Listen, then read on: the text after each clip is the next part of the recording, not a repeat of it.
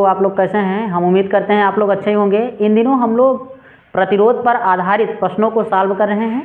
तो हम लोग देखते हैं हमारा प्रश्न क्या है। सबसे पहले प्रश्न पे बात करते हैं। तो क्या कहा जा रहा है कि दिए गए, प्रश्न यही है, आप देखते रहें। दिए गए वैद्युत परिपथ में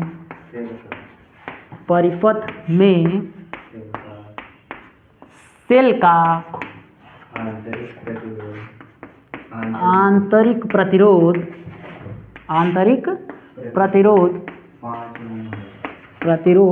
5 ओम है 5 ओम है तथा विद्युत वाहक बल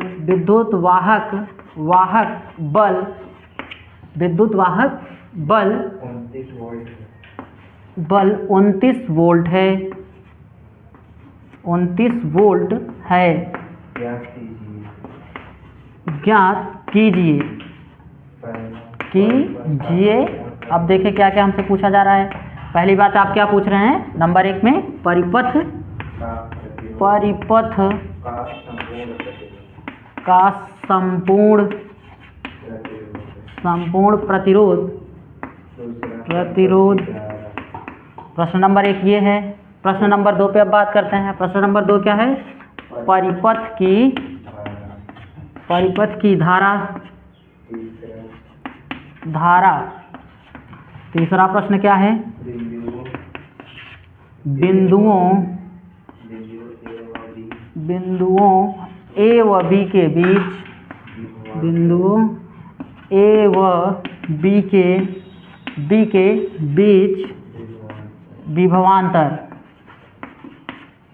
विभवांतर।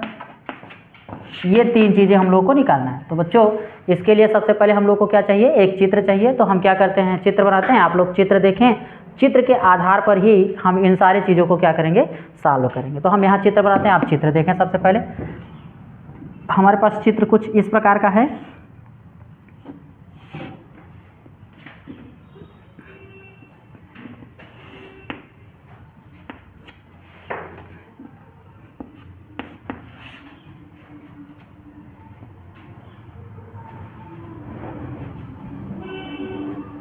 तो इधर जोड़ देंगे।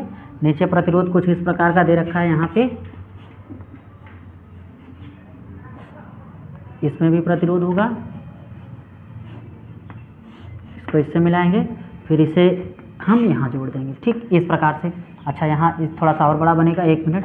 इसमें एक प्रतिरोध हम लोग को और जोड़ना है यहाँ पे, और फिर इस प्रकार से इसको इससे मिला देंगे। ठीक, ये हमारे पास प्रतिरोध बन के तैयार हो गया। यहाँ बिंदु ले लेते हैं। यहाँ पे A बिंदु होगा और यहाँ पे क्या होगा? B बिंदु होगा। ठीक, अब हम यहाँ प्रतिरोध और विभवांतर का मान रखेंगे कि प्रतिरोध का मान क्या होता है और विभवांतर का मान क्या होता है। तो ऊपर 5 ओम दे रखे हैं, नीचे 4, 5 ऐसे ही दे रखे होंगे। तो यहाँ पे दे रखे हैं ये क्या? 4 ओम। यहाँ पे लिखते हैं कितना? 5 ओम। ठीक, 5 ओम। अब देखें यहाँ पे चित्र में क्या दे रखा है। यहाँ जो विद्युत वाहक बल है वो कितना है? 29 वोल्ट है। आंतरिक प्रतिरोध जो रखा है वो कितना है? स्मॉल r माने 5 ओम है। यहाँ पर क्या है? 5 ओम है। यहाँ पे क्या है? 4 ओम है, 5 ओम है, 9 ओम है। हम इसको क्या करेंगे? R1, R2, R3 मान लेंगे। तो हम इसको मान लेते हैं R1। ये R1 हो गया। ये आप क्या मान लीजिएगा? R2। इसको मान लीजिएगा R3 और इसे मान लीजिएगा R4। ये हमारा क्या है? R4 है। तो बच्चों सबसे पहले जो सर्वप्रथम आप करेंगे, देखेंगे कि बिंदु A और वह किसके बीच में? B के बीच में जो प्रतिरोध है वो किस क्रम में है। पहले हम यहीं से सॉल्व करेंगे।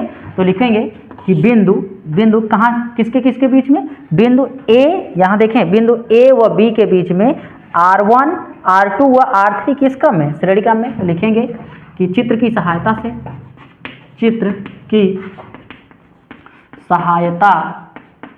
से बिंदु A व B के बीच R2 व R3 किस क्रम में है? श्रेणी क्रम में है। श्रेणी क्रम में है। तो श्रेणी क्रम के लिए फार्मूला क्या होगा, श्रेणी क्रम के लिए r डैश बराबर r2 प्लस r3, हम इसको सीधे जोड़ लेंगे। तो जब जोड़ेंगे तो r डैश बराबर कितना निकल के आएगा बच्चों, r डैश r2 का मान यहाँ पे देखें आप कितना है, r2 का मान है 4 ओम, तो यहाँ लिखेंगे 4 प्लस r2 का मान 4 ओम और r3 का मान कितना है 5 ओम। इसको जब जोड़ेंगे तो r डैश का मान कितना निकल के आएगा, r डैश बराबर 5 4 9 ओम निकल के आएगा। अब यहाँ का जो प्रतिरोध है, टोटल प्रतिरोध कितना निकल के आ रहा है भाई, 9 ओम निकल के आ रहा है। तो ऊपर वाला 9 ओम हो गया और नीचे वाला क्या है, 9 ओम नीचे भी दे रखा है, और ये दोनों किस क्रम में हो जाएंगे, पार्श्व क्रम में। तो फिर से लिखेंगे पुनः बिंदु, पुनः क्या, पुनः चित्र की सहायता से r डैश व r4 किस क्रम में है, अब क्या लिखेंगे, पार्श्व क्रम में। तो लिखेंगे कि पुनः चित्र की सहायता से, पुनः चित्र की सहायता से, पुनः चित्र की सहायता से क्या, r डैश व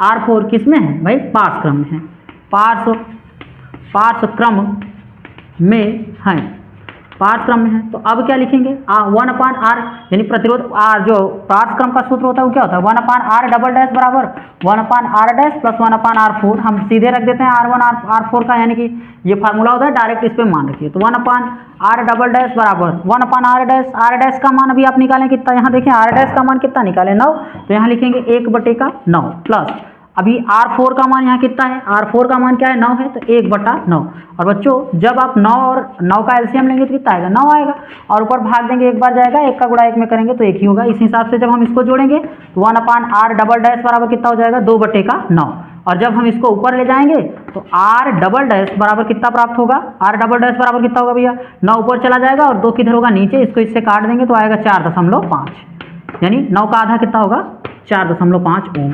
तो अब क्या है, r डबल डैश का मान जो आया है वो किस में आया है, r डबल डैश का मान जो हम निकाले हैं अभी, वो यहाँ से देखें ये वाला पूरा मान कितना आया, जब इस पूरा सॉल्व करिए तो टोटल प्रतिरोध कितना आया r डबल डैश का 4.5, यानी बिंदु a व b के बीच जो तुल्य प्रतिरोध है वह कितना है, 4.5 है।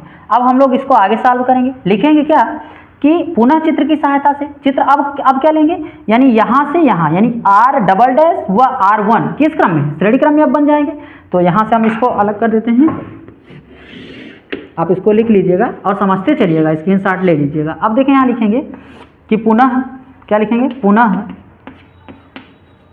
चित्र की सहायता से ना, पुनः चित्र की सहायता से क्या, r डबल डैश व r1 किस में है, श्रेणी क्रम में है, श्रेणी क्रम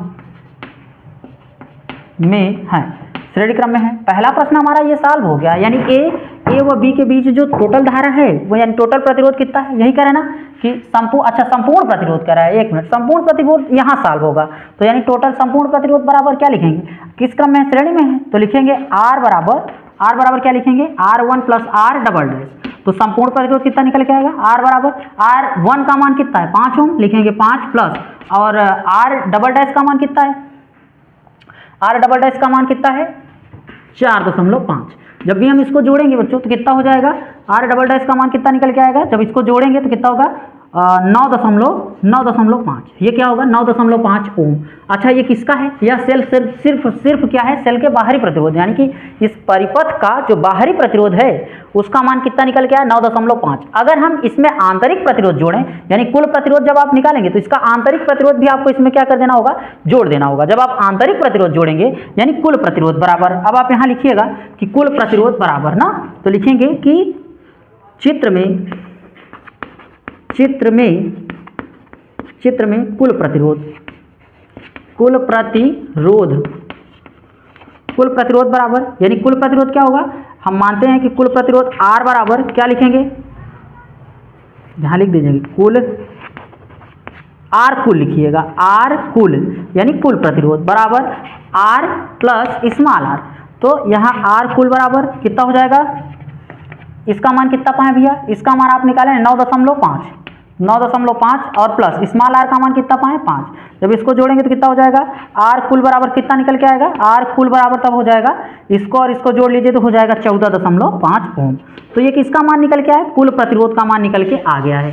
तो पहला प्रश्न हम लोगों का क्या हो गया, सॉल्व हो गया। अब क्या निकालना है, परिपथ की कुल धारा, यानी अब हम लोग को चाहिए परिपथ में कुल कितनी धारा बह रही है। तो देखो बच्चों, होता ये है कि अगर हम फार्मूला लगाएं तो आई बराबर लगाते हैं क्या, ई बटा small R plus capital R, small R plus capital R, ये फार्मूला होता है ना दूसरे सेकंड के लिए। ये सेकंड प्रश्न चल रहा है, अब हम लोग को इसको ये सॉल्व कर लिया ना, टोटल प्रतिरोध ये निकल गया, इसको निकालेंगे तो आई बराबर क्या होता है, स्मॉल ई का मान कितना पाए, ई का मान पाए 29, तो यहाँ लिखेंगे क्या 29 और बटा स्मॉल आर का मान आप जानबे करते हैं कितना पाए, अभी स्मॉल आर का मान कितना है 5 और प्लस कैपिटल आर का मान कितना है 9.5। जब भी आप इसको सॉल्व करेंगे तो आई बराबर कितना हो जाएगा 29 बटा इसको जोड़ेंगे 14.5। तो ये किसका मान है, ये किसका है, आई का मान है ना, एम्पियर, ये आई का मान है, आप इसको काट लीजिएगा।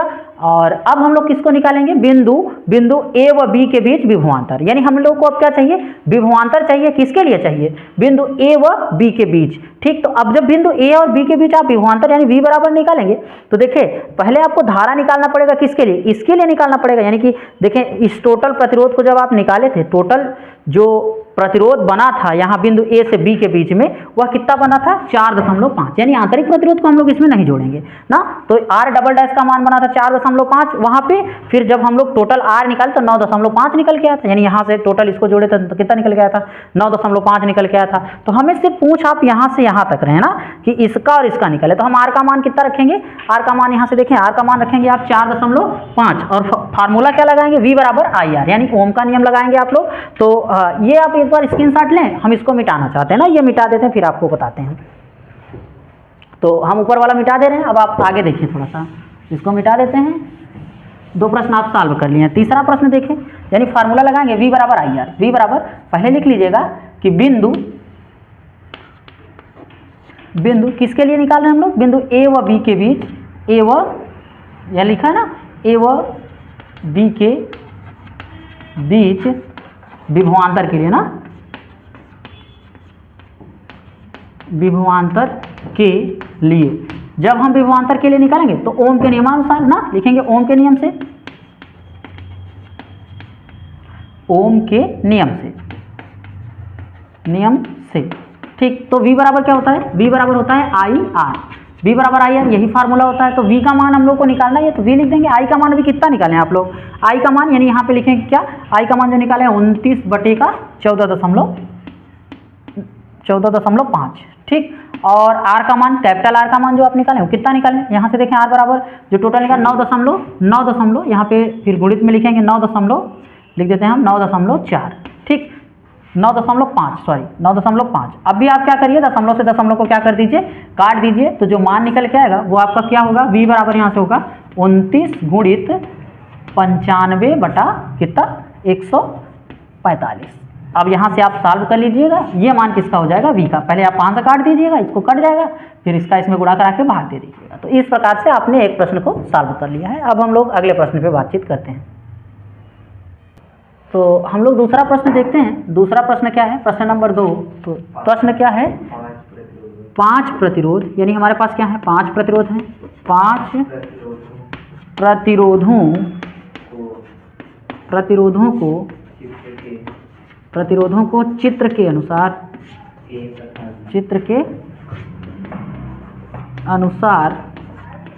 ए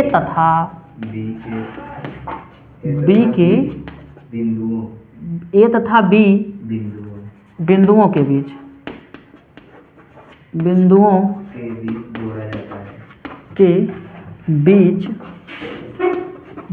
बीच जोड़ा जाता है,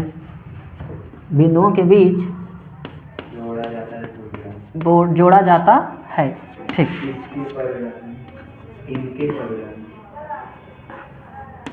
इनके परिणामी प्रतिरोध की गणना कीजिए। तो बच्चों ये हमारा प्रश्न है। अब हम क्या करेंगे, सबसे पहले हमें क्या चाहिए, एक चित्र चाहिए, तो हम लोग चित्र पे ध्यान देते हैं। जो चित्र बनाना है वो कैसे बनाना है, तो देखें यहाँ पे प्रतिरोध दिखाया गया होगा, कुछ इस प्रकार से प्रतिरोध है। हम आपके सामने चित्र को बना देते हैं तो आप समझें, ऐसे किया है, फिर ऐसे किया है, यहाँ पे प्रतिरोधों को जोड़ रहा है कुछ इस प्रकार से, ऐसे, फिर यहाँ पे भी प्रतिरोध जोड़ रहा है कुछ ऐसे। ठीक, ऐसे, फिर ये क्या कर रहे हैं, इसको ऐसे ले जा रहे हैं और इसको, इस वाले को ऐसे ले जा रहे हैं, ठीक। और यहाँ ले जाके यहाँ से फिर से किसको जोड़ रहे हैं, प्रतिरोध को जोड़ रहे हैं। कुछ इस प्रकार से इधर प्रतिरोध जोड़े हैं, फिर ठीक इसी प्रकार से इधर भी प्रतिरोध को जोड़े हैं ना। तो ऐसे प्रतिरोध जोड़े हैं यहाँ पे, और जोड़ के फिर से इसको इधर और इसको ऐसे मिला रखें, ठीक।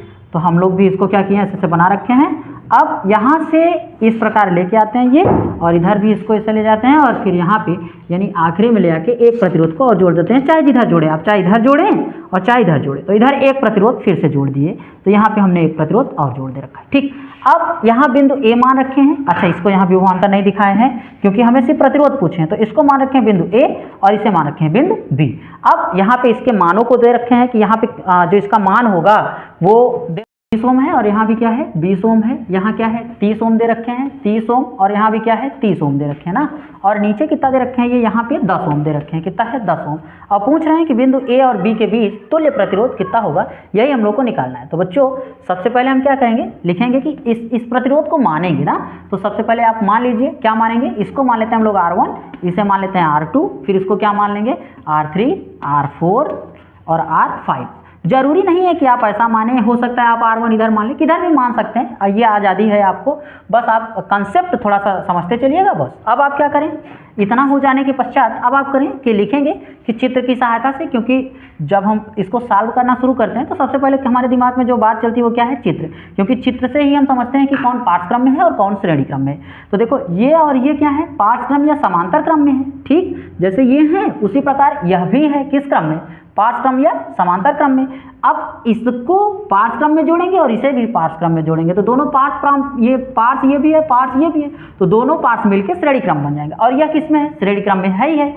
तो अब हम यहाँ लिख देंगे कि चित्र की सहायता से, चित्र की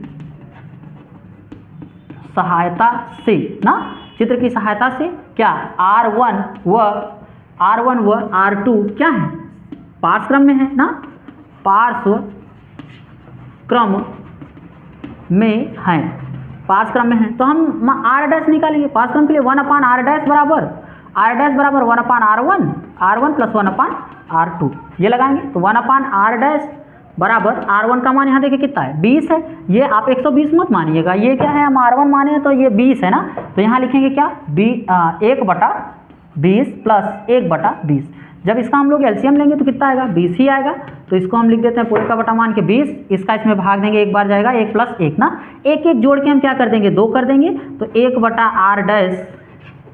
1/R डैश बराबर 2/20 ये हो जाएगा। अभी हम इसको क्या करेंगे ऊपर ले जाएंगे, इसको ये ऊपर जाएगा तो ये भी ऊपर और ये नीचे हो जाएगा। तो R डैश बराबर, या आप तिर्यक गुणा भी कर सकते हैं, तो कितना हो जाएगा 20/2, 2 × 2 और 10 दूना 20, तो यहाँ कितना हो जाएगा 10 हो जाएगा। तो R डैश बराबर कितना आ जाए, यहाँ पे आया 10 ओम, ठीक। तो यानी कि टोटल जो यहाँ प्रतिरोध बना था, यहाँ का मान कितना आ गया है, तो यहाँ का मान आया कितना 10 ओम। अब हम लोग निकालेंगे किसके लिए निकालेंगे, इधर निकाल देते हैं। अब हम लोग निकालेंगे पुनः चित्र से R3 व R4 के लिए ना। तो लिखेंगे कि पुनः चित्र की सहायता से,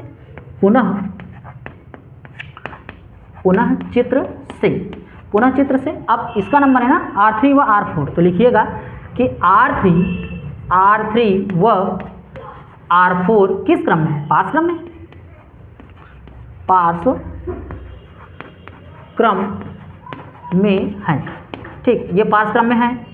अब जब पार्श्व क्रम में है तो अब हम लोग फिर से लगाएंगे 1/R डबल डैश, अब मान लेते हैं ना, तो लिखेंगे 1/R3 और प्लस 1/R4, ठीक। तो सीधे फार्मूला यही लगाइएगा। तो 1/R डबल डैश बराबर निकालिएगा, इसका मान कितना, R3 का मान कितना पाए 1/30 प्लस 1/30। देखिए ये भी 30 है और ये भी 30 है। जब 30 होगा तो इसका हम क्या करेंगे एलसीएम लेंगे। तो 1/R डबल डैश बराबर कितना एलसीएम आएगा 30 ही आएगा, और 30 का 30 में भाग देंगे, एक बार जाएगा तो ऊपर 1 आएगा, फिर प्लस 1 हो जाएगा, एक एक मिलके कितना हो जाएगा 2 हो जाएगा। 1/R डबल डैश बराबर कितना हो जाएगा, ये 2/30। अब हम इसको क्या करेंगे, इसे ऊपर ले जाएंगे तो ये ऊपर और ये नीचे हो जाएगा। तो R डबल डैश बराबर कितना हो जाएगा 30/2, 2 से काटें 2 × 1 = 2, 15 दूना 30। तो यहाँ पे R डबल डैश बराबर कितना आ गया बच्चों, R डबल डैश बराबर कितना आ गया 15 ओम, ठीक। अब आप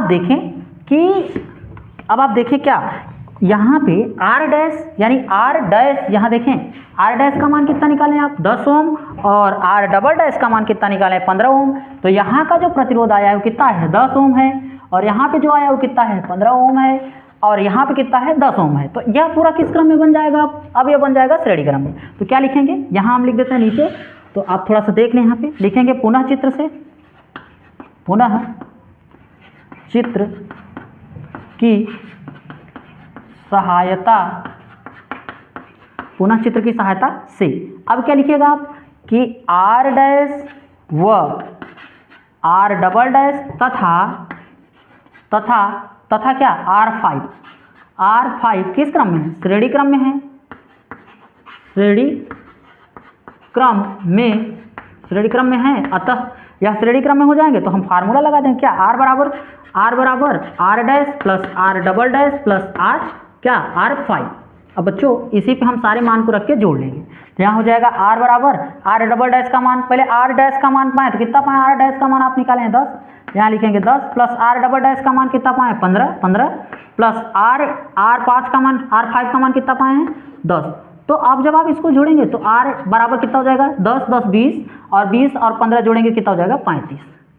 तो कितना हो जाएगा? 35 ओम। यानी टोटल प्रतिरोध जो बन के आ रहा है, यानी चित्र बिंदु ए व बी के बीच जो कुल प्रतिरोध है वह कितना है? 35 ओम। तो इस प्रकार से आपने प्रश्न नंबर 2 भी क्या कर लिया है? हल कर लिया है। आप इसका स्क्रीनशॉट लें, फिर हम अगले प्रश्न में बात करते हैं।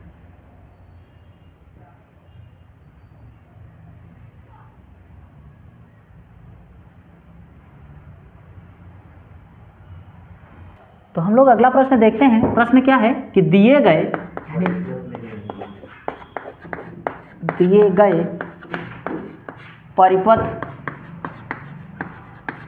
परिपथ में ज्ञात कीजिए।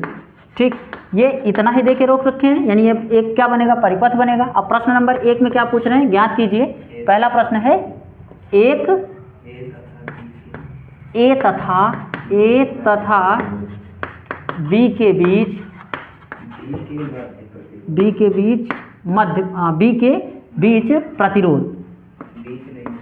प्रतिरोध, आप बीच लिखें या मध्य प्रतिरोध, दोनों का मतलब एक ही होता है। तो ए तथा बी के बीच प्रतिरोध पहला प्रश्न है। दूसरा प्रश्न परिपथ में प्रवाहित धारा, परिपथ में प्रवाहित धारा I। धारा एक प्रश्न ये है, धारा को I से दिखाते हैं, तो I हम वहाँ नहीं लिखें, आप जाने। प्रश्न नंबर तीसरा देखें, ए तथा बी के मध्य विभवांतर, चाहे आप मध्य लिखें या बीच, कोई फर्क नहीं पड़ता, विभवांतर। तीसरा प्रश्न, अगला प्रश्न ये है कि 3 ओम चाहे आप ये लिखें चाहे ओम लिख दें, 3 ओम के प्रतिरोध के सिरों का विभवांतर, सिरों के बीच विभवांतर या सिरों का विभवांतर ज्ञात कीजिए। क्या ज्ञात करना है? विभवांतर। बच्चों ये सवाल है। अब हमें किसकी आवश्यकता पड़ेगी? चित्र की। तो सबसे पहले हम लोग क्या करेंगे? चित्र बनाएंगे। तो चित्र कुछ ऐसे बनाएंगे, ऐसे कुछ इस प्रकार से दे रखे हैं, ऐसे।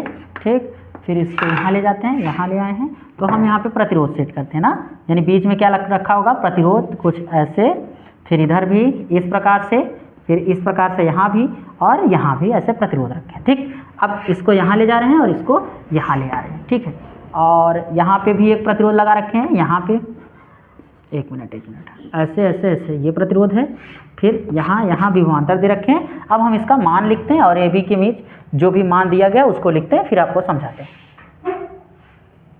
देखें आप लोग, यहाँ क्या माने हैं? यहाँ बिंदु ए है और यहाँ बिंदु क्या है? बी है ना। बिंदु ए और बी, यहाँ पे क्या है? 4 ओम है, यहाँ पे लिए हैं 2 ओम है, और यहाँ पे 2 ओम है, और यहाँ पे क्या है? 1 ओम है। ठीक, अब वो यहाँ का जो मान है वह कितना है?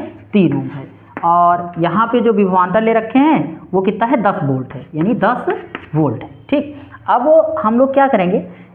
इस यानी सबसे पहला प्रश्न क्या है, बिंदु देखें यहाँ से ए तथा बी के बीच प्रतिरोध ज्ञात करेंगे। तो सबसे पहले हम लोग ए और बी के बीच क्या निकालेंगे, प्रतिरोध निकालेंगे।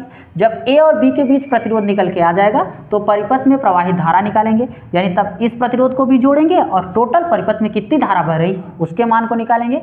फिर बिंदु ए यानी ए तथा बी के बीच क्या निकालना है, मध्य या बीच विभवांतर निकालना है, यानी यहाँ से यहाँ तक जो धारा मिलेगी उसी की सहायता से जो विभव का मान होगा यहाँ क्या होगा वो निकालना है।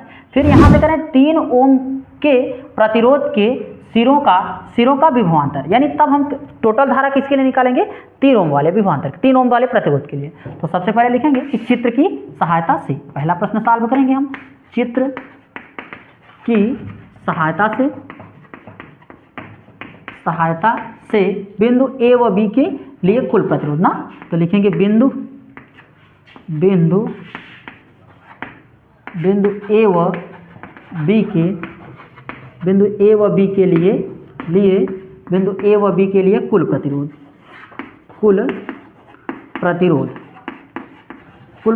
तो हमें यहाँ से कुल प्रतिरोध चाहिए, प्रतिरोध, ठीक। तो ये पहला प्रतिरोध निकालेंगे। तो यहाँ मान, सबसे पहले आपको मानना आवश्यक है, यहाँ मानेंगे क्या, R1 मान लीजिए, इसको R2 मान लीजिए, इसको क्या मान लीजिए, R3 मान लीजिए, और इसे R3 R4 मान लीजिएगा आप इसको, ठीक। ये क्या है, R5 है, R5 मान लीजिएगा।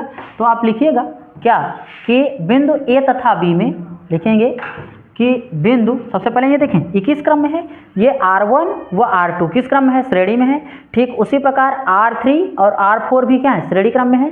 तो पहले हम श्रेणी क्रम सॉल्व करेंगे इसको, फिर इन दोनों को श्रेणी क्रम सॉल्व करेंगे। जब दोनों सॉल्व हो जाएंगे तो पास क्रम में बदल जाएंगे, फिर हम लोग पास क्रम सॉल्व करेंगे। पास क्रम सॉल्व हो जाएगा तो हमें इसके बीच का जो टोटल प्रतिरोध है वो निकल के आ जाएगा।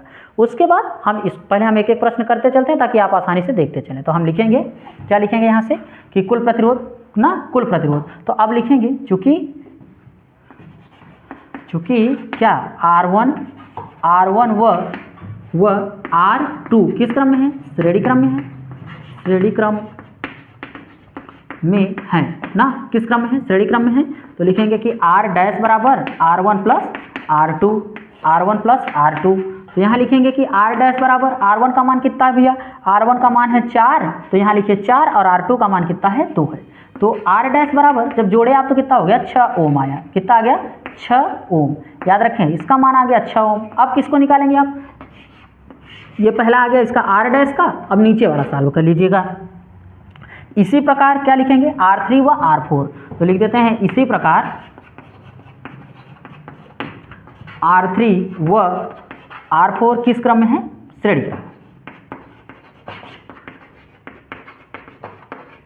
श्रेणी क्रम में है। तो इसको भी लगाएंगे, क्या लिखेंगे, 1 अपान, भाई श्रेणी क्रम के लिए ऐसे लिखिएगा R डबल डैश बराबर R3 प्लस R4। तो इसको जब आप रखेंगे तो लिखेंगे 1 अपान R डबल डैश बराबर R3 का मान आप कितना पाएँ, तो R3 का मान आपके पास कितना है, 1 ओम, यहाँ 1 ओम है, और R4 का मान कितना है, 2 ओम। तो जब हम इसको लिखेंगे 1 प्लस 2, जब इसको जोड़ेंगे बच्चों तो R डबल डैश का मान जो आएगा वो कितना आएगा, 3 ओम। इसका मान कितना आ गया, 3 ओम। तो R डबल डैश का मान मिल गया और R2 का। अब हम लिखेंगे क्या कि पुनः चित्र की सहायता से R डैश व R डबल डैश किस क्रम में हो गया, पास क्रम में। तो लिखेंगे कि पुनः चित्र की सहायता से यानी क्या, R डैश व R डबल डैश किस क्रम में है, पास क्रम में, पास क्रम में है। अब पास क्रम में हो जाएगा तो सूत्र क्या बनेगा, 1 अपान R। अभी आप R ट्रिपल डैश निकाल लीजिए, आप इसको ट्रिपल डैश मानिएगा, या R A और B के बीच निकाला है ना तो ट्रिपल डैश मानिएगा। तो R ट्रिपल डैश बराबर क्या लिखेंगे, 1 अपान R डैश प्लस 1 अपान R डबल डैश। इसका मान निकालेंगे तो लिखेंगे 1 बटा R ट्रिपल डैश बराबर 1 बटा R डैश का मान अभी आप निकालें, कितना निकालें, R डैश का मान है 6 ओम, तो 1 बटा 6 प्लस R डबल डैश का मान कितना है, 3 ओम। तो 6 और 3 जब हम इसका एलसीएम लेंगे तो R ट्रिपल डैश बराबर इसका हो जाएगा एलसीएम कितना, 6 में 6 से भाग देंगे, एक बार जाएगा, 1 का गुणा 1 में करेंगे तो 1। इसी प्रकार 2 से इसमें देंगे तो 3 बार, 2 का भाग इसमें भाग देंगे, 3 का भाग देंगे 2 बार जाएगा, 2 का गुणा 1 में करेंगे 2 आएगा। तो 1 बटा R डबल डैश बराबर जब इसको लिखेंगे तो कितना, 3 बटा 6। हम R ट्रिपल डैश को ऊपर लेंगे तो ये भी ऊपर और 3 किस में, नीचे। तो R ट्रिपल डैश बराबर 6 बटा 3। तो 3 1 का 3, 3 दूना का 6, तो R ट्रिपल डैश बराबर कितना हो जाएगा 2 ओम। यानी बच्चों बिंदु A और B के बीच जो टोटल प्रतिरोध आया यानी कुल प्रतिरोध, पहला प्रश्न यही है कि परिपथ यानी कि A तथा B के बीच कुल प्रतिरोध कितना होगा, A और B के बीच में आपने कुल प्रतिरोध कितना निकाला है 2 ओम। अब अगली बात हमसे क्या करें, परिपथ में प्रवाहित कुल धारा, तो कुल धारा निकालने के लिए हमें कुल प्रतिरोध चाहिए ना, तो कुल प्रतिरोध बराबर यानी यहाँ से यहाँ तक जब निकाले तो ये और ये किस क्रम में हो गया, श्रेणी क्रम में, तो लिखेंगे कुल प्रतिरोध के लिए। अब हम यहाँ लिखेंगे, अच्छा आपको दिख नहीं रहा होगा, थोड़ा सा लिख देते हैं, एक सॉल्व करते हैं फिर मिटाते हैं। लिखेंगे अब क्या, कुल प्रतिरोध के लिए, कुल प्रतिरोध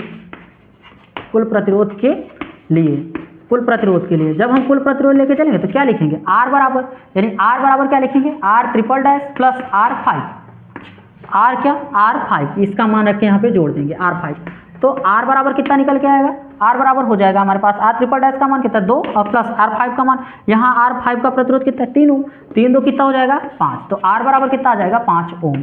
तो ये किसका है, यानी टोटल कुल इस परिपथ में जितना प्रतिरोध है उन सभी का मान निकाल लिया हम लोगों ने। अब दूसरा प्रश्न करा परिपथ में प्रवाहित धारा, तो ओम के नियम से, यानी अब हम लोग क्या लगाएंगे, ओम का नियम लगाएंगे और लिखेंगे कि ओम के नियम की सहायता से। अब देखिए आप ये सवाल लिख चुके होंगे तो हम इसी को यहाँ मिटा देते हैं, अच्छा ये वाला आप समझ पाए होंगे तो हम इसको मिटा देते हैं। देखिए आप प्रश्न भी थोड़ा सा मिटा देते हैं, जो करना है वो उसको छोड़ देते हैं। तो लिखेंगे ओम के नियम की सहायता से। देखिए आप जब हम लगाएंगे यहाँ ओम के नियम की सहायता से तब क्या होगा, ओम के नियम से, ओम का नियम क्या कहता है, V बराबर IR ना, तो I का मान हमें चाहिए यानी परिपथ में टोटल धारा, तो ये जो R इधर है गुणा इधर आएगा तो भाग में, तो I बराबर क्या हो जाएगा V बटा R। अभी आप V का मान देखें कितना है, V का मान कितना पाए आप 10, तो यहाँ लिखेंगे क्या, I बराबर 10 यहाँ पे लिख देंगे 10 और बटा R का मान कितना पाए 5, तो 5 1 का 5, 5 दूना का 10, तो I बराबर कितना आया 2 एम्पियर, I का मान आ गया कितना 2 एम्पियर। जब I का मान निकालिए, अब हमसे क्या पूछ रहे हैं, आप पूछ रहे हैं यानी यहाँ से यहाँ तक का जो I का मान निकल, प्रश्न नंबर 2 सॉल्व हो गया। अब तीसरा प्रश्न कह रहे हैं कि परिपथ, देखें यहाँ A तथा B के बीच विभवांतर, I का मान निकल के आया, A और B के बीच आपने प्रतिरोध निकाला है, कितना टोटल निकल के आया 2 ओम निकल के आया है, तो यहाँ लिख देते हैं ये A और B के बीच का प्रतिरोध है, A व B के बीच ना, ये जानते रहना बीच। अब ये निकल के आया, अब हम लोग लगाएंगे क्या, प्रश्न नंबर 3 के लिए ना, ये दूसरा प्रश्न था, दूसरा आपने सॉल्व कर लिया, अब तीसरा देखें, ठीक हम इसको मिटा देते हैं, आप याद रखिएगा यहाँ मान दिया हुआ है। अब देखिए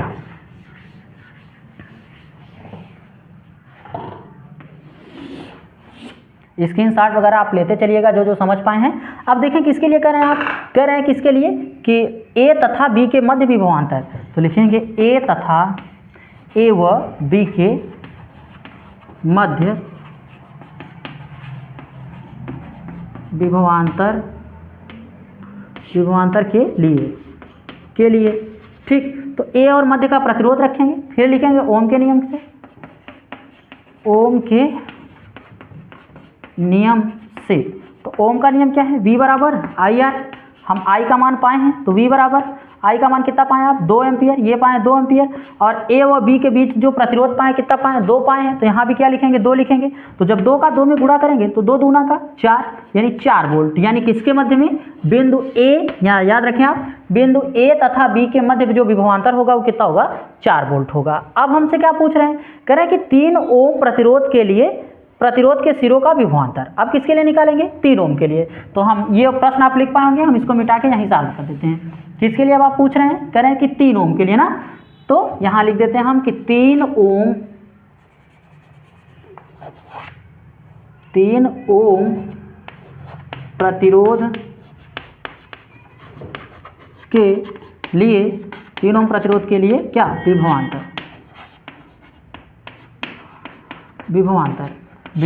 तो 3 ओम प्रतिरोध के लिए विभवांतर क्या है, देखें तो जो R का मान है वो कितना हो जाएगा 3 का, तो लिखेंगे ओम के नियम से,